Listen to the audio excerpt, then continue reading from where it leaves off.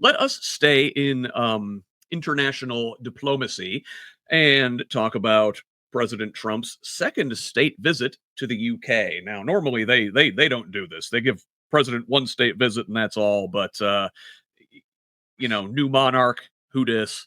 So they give him a second state visit with King Charles hosting this time. So the president was greeted Tuesday night to Windsor Castle by a group of political activists projecting giant images of Trump and his buddy Jeffrey Epstein on the side of the castle.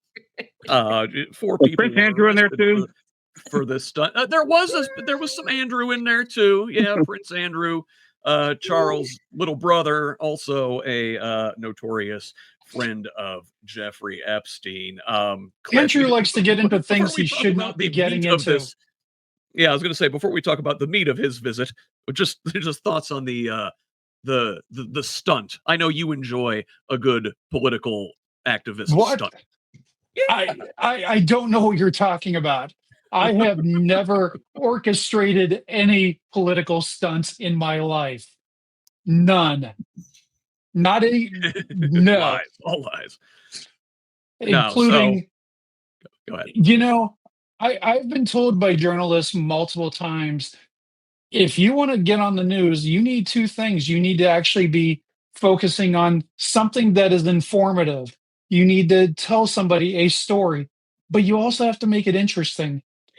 Because let's just face it, most people watching the news, they don't give a fuck. They want to see entertainment in the form of news. So you have to be a little over the top. And I disagree. I disagree. Someone's been in the news business for a while. People pay attention to what's relevant to them, what's relevant in their life, what's relevant in their universe. And I always argue as a news person, journalist, my job is to explain to you, okay, either A, here's why you should care about X, Y, Z. Now, my audience is a little bit different because my audience is basically the political class. So our perspective is a little bit different than, say, our friends in Indiana Capital Chronicle or the Howard Report or any news organization right then and there. But at the end of the day, the point of news is sell advertising. And I got it, and I sell advertising by making whatever I'm talking about relevant, which is why still the local news is the most watched thing live on television. People don't usually record the news to watch it later because it's already kind of old and past. But the one thing that's still live is local news, and local news still matters, but it's got to be done in the right way to make it relevant to regular people, period. But if it bleeds, it leads. So, I mean, like the attention grabbing thing still goes first, right? It does. This certainly grabs attention. So listen, the next day, after Trump's lovely greeting, the next day, Trump and Melania and her hat flew to Windsor by helicopter, where they were greeted by Charles and Camilla, and a royal salute was fired and in Windsor and at the Tower of London, and the king invited Trump to inspect the Guard of Honor. Unfortunately, he did not invite him to inspect the Tower of London and then leave him there.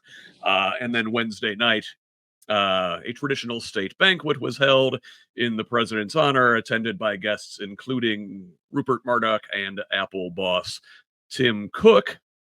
From there, the president and first lady, actually, no, the first lady stayed behind. The president traveled to meet the prime minister at his country house Chequers in Buckinghamshire, where he was greeted by Sir Keir and Lady Starmer. And the two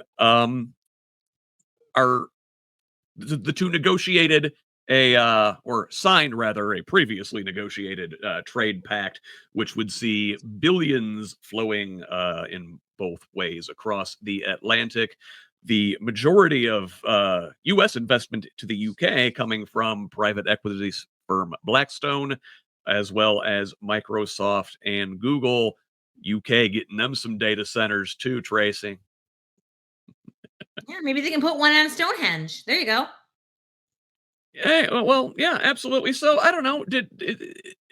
does this accomplish anything, or is this just Trump basking in the royal pomp and circumstance, which That one. kind of seems to be what he really wants for himself? Oh yeah, this is just nothing but, masturbating Trump's ego. That's really all it is. And the British public is rightfully mortified by this, as they should be. The obsequiousness of it is nauseating. The whole list. It's like it. You'd think that the country of World War II and Winston Churchill would have at least a little bit of pride left in their own sovereignty as a nation, but they're protecting themselves, or maybe they're just trying to distract the baby, and they're putting on Blue's Clues for him. I don't know, but I think that there will be at some point. I just hope that there will be some sort of reckoning for all of this collusion with Trump. The Brits offer a very important case study in the decay of a once great empire. Right? I hope we are studying these because we are The same. repeating that Yeah. track. It seems like.